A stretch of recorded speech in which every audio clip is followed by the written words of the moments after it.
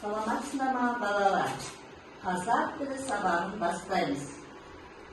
Сабағымызды көңілді сүйікті сәтімен бастайық. Bir-birimizге qarayıq, жылы сайлайық. Бүгінгі күн сәтті болсын, сабағымыз жақсы болсын. Жақсы балалар, мен де сіздерге сәттілік тілеймін. Бүгінгі сабағымыздың тақырыбы жарты септік. Бүгінгі сабақта сендер жарты септіктің жалғауларын білетін боласыңдар.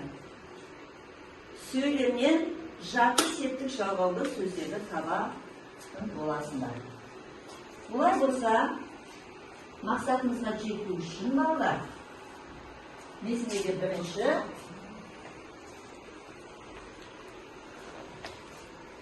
өткен сабақты кішкене қайталап өтейін. Еске түсір.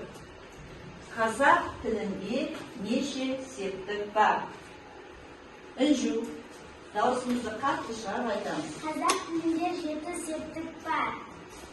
Атау септік, кім не, ілік септік, кімнің ненің, барыс септік, кімге неге, қайда, табыс септік, кімді, нені.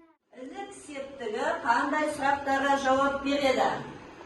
Ал Ерасыл айта ғой. Ілік септігі кімнің, ненің деген сұрақтарға жауап береді. Өте жақсы. Келесі сұрақ. Табыс септігінің жалғауларын ата. Ал Ерасыл айтады. Табыс септігінің. Табыс септігінің жалғауы ның. Дұрыс па балалар? Табыс септігінің жалғауларын маған кім атап береді? Қазбек. Өте жақсы. Келесі сұрақ. Барыс септігінің жалғауларын кім атап береді маған? Тағыдан ал Режеп. Бар септігінің жалғаулары қа-ке. Өте жақсы. Өткен сабақты қайталадық. Келесі балалар. Тақтаға қараймыз. 57-ші жаттығуда бізге, яғни мынандай мақал мәтелдер берген. Осының ішінен қарамен жазылған сөздерді сөз құрамына талдау керек.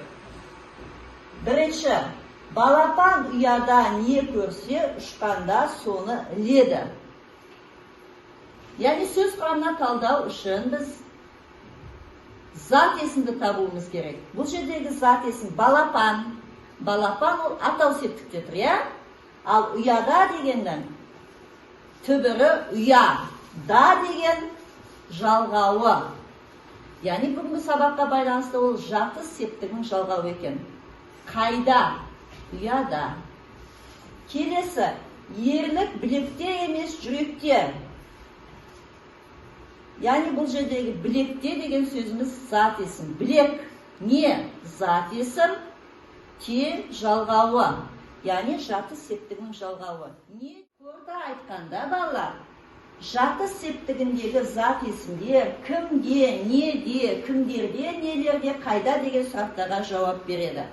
Жарты септігі атау септігіндегі сөзге да де, та те жалғаулары жалғану арқылы жасалады екен.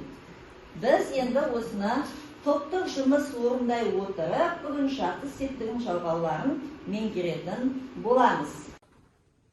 Ал балалар, енді бізде топтық жұмыс. Бірінші топ. Мәтіннен жарты септіктегі сөздерді тауып сөз құрамына талдайсыңдар. Мәтінге ат қоямыз. Келесі топ. Яғни мына жердегі септік жалғауларына қарай орнына қоясыңдар.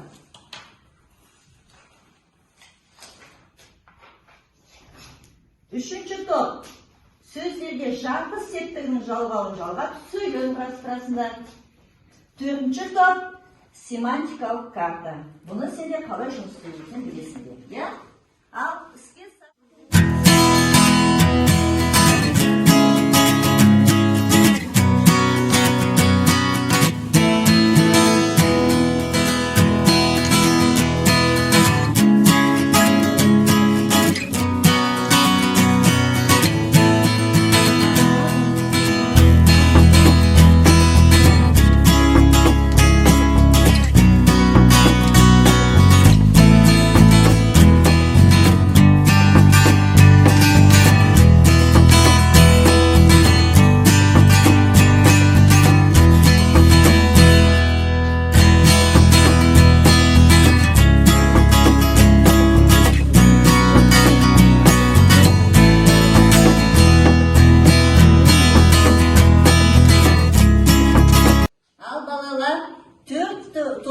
жұмысы аяқтады. Олай болса бірінші топ өз жұмысымызды қорғаймыз. Мәтіннен жат септіктерді деген сөздерді тауып сөз құрамына салдадық.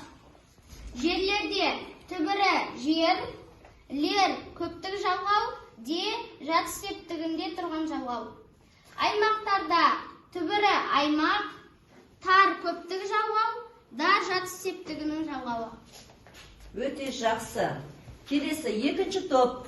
Мына сөздерді септік жалғауларына қарай орнына қойдық. Атау септік айна, ілік септік аспанның, барыс септік қоянға, табыс септік дәптерді, жатыс септік үйде, шығыс септік даладан, көмектес септік анаммен.